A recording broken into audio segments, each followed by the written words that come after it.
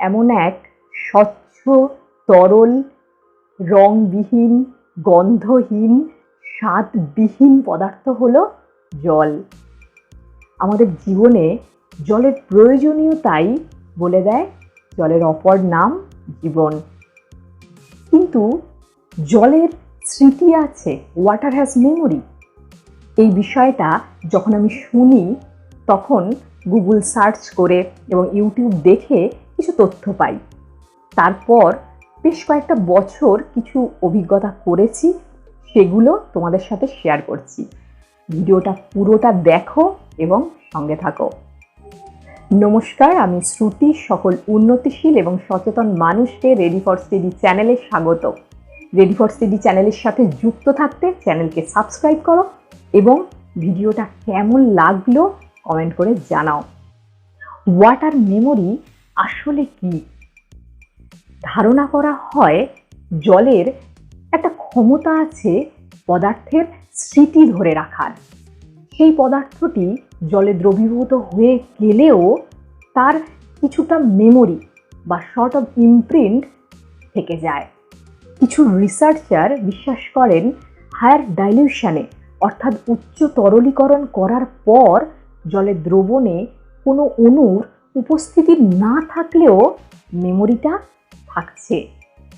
1988 সালে একজন French immunologist যার নাম জ্যাকিউস বেনভেনিস্ট প্রথম ওয়াটার মেমোরির ব্যাপারে বলেন এবং ওনার research article science journal Nature এখানে পাবলিশ হয়।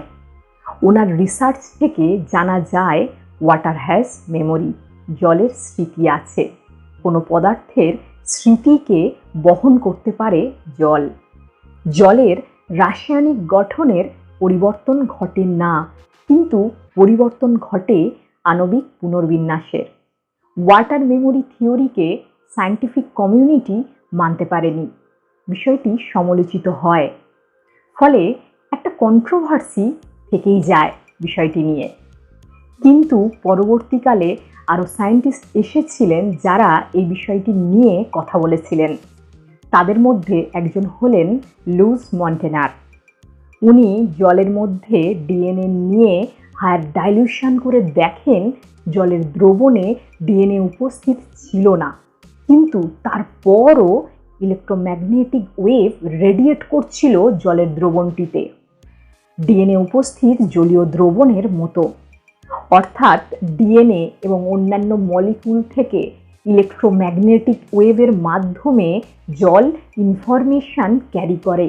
বলা হয় হোমিওপ্যাথিক মেডিসিনও এই বেসিসে কাজ করে, কারণ এখানেও হায়ার ডাইলিউশনে মেডিসিন তৈরি করা হয় এবং মেডিসিন এফেক্টিভ হয়।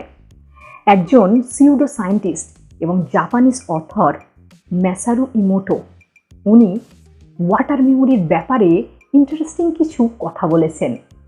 উনি ক্লেম করেন হিউম্যান কনসাসনেস জলের মলিকুলার স্ট্রাকচারকে প্রভাবিত করে, অর্থাৎ মানুষের চিন্তা ভাবনা, মানুষের অভিপ্রায় জলের আণবিক গঠনকে পরিবর্তন করতে পারে। তিনি তার একটি বইতে ওয়াটার মেমোরি সংক্রান্ত কিছু তথ্য দিয়েছেন। বইটির নাম the hidden messages in water. উনি বেশ কিছু পাত্রে জল নিয়ে আলাদা আলাদা ইমোশন অ্যাড করেন। কিছু পাত্রে পজিটিভ ইমোশনস অ্যাড করেন এবং কিছু পাত্রে নেগেটিভ ইমোশনস অ্যাড করেন। যেমন একটি পাত্রে জল নিয়ে কৃতজ্ঞতা স্বীকার করেন এবং অন্য একটি পাত্রে জল নিয়ে রাগের অনুভূতি দিতে থাকেন, কিছু নেগেটিভ কথা বলেন।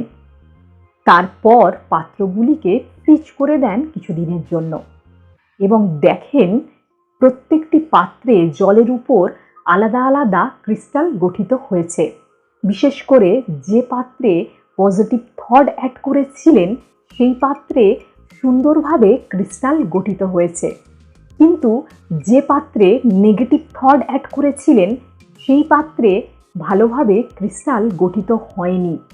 অর্থাৎ ইমোটোর মতে আমরা যদি শান্তিপূর্ণভাবে পবিত্র মনে জলের সামনে কিছু বলি, জলকে স্পর্শ করি অথবা কিছু পজিটিভ চিন্তা করি এবং সেই জল পান করি, তাহলে আমাদের শরীরে পজিটিভ মেসেজ যায়, শরীর এবং মন শান্তি পায়। কিন্তু এই থিওরিটিও সমালোচিত হয়, কারণ বেশ কিছু প্রশ্নের উত্তর পাওয়া যায়নি। যে জল নিয়ে এক্সপেরিমেন্ট করা হয়েছে তা কতটা বিশুদ্ধ তা নিয়ে সন্দেহ থাকে। এছাড়া থিওরিটি যেহেতু ইন্ডিভিজুয়ালি এক্সপেরিমেন্ট করা হয়, ফলে এটাকে সিউডো সায়েন্স বলা হয়ে থাকে। কিন্তু আমাদের শরীরে 70-80% জল থাকে এবং জল আমাদের জীবনে অপরিহার্য। আর আমাদের শরীর পঞ্চতত্ত্ব দিয়ে গঠিত। পঞ্চতত্ত্ব হলো জল, আলো, বাতাস, মাটি ও আকাশ। ফলে বিভিন্ন ধর্মীয় অনুষ্ঠানে জলকে ব্যবহার করা হয় শুভ হিসেবে। হিন্দু ধর্মে পূজা অর্চনা করার সময় পঞ্চভূতে আহুতি দেওয়া হয়।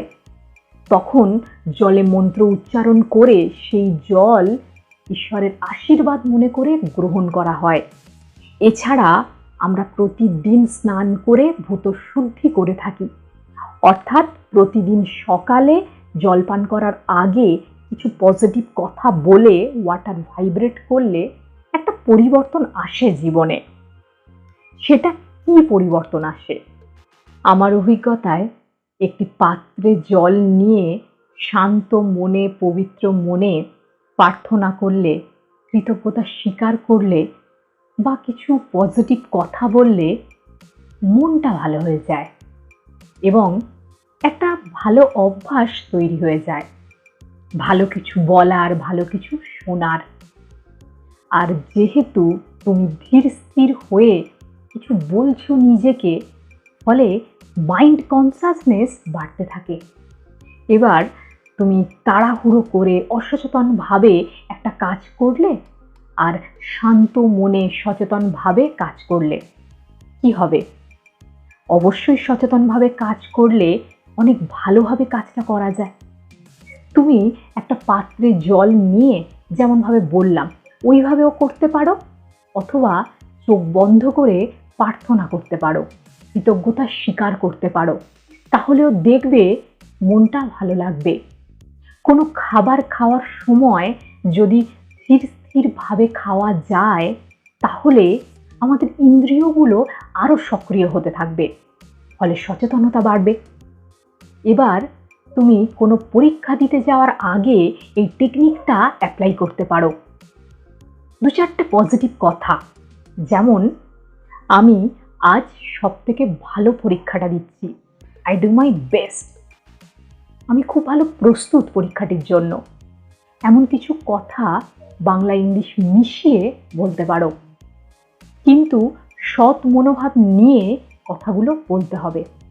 কারণ অনেকে মনে করে পরীক্ষার জন্য পড়াশোনা না করে শুধু এমন টেকনিক অ্যাপ্লাই করলেই পরীক্ষাটা ভালো হয়ে যাবে।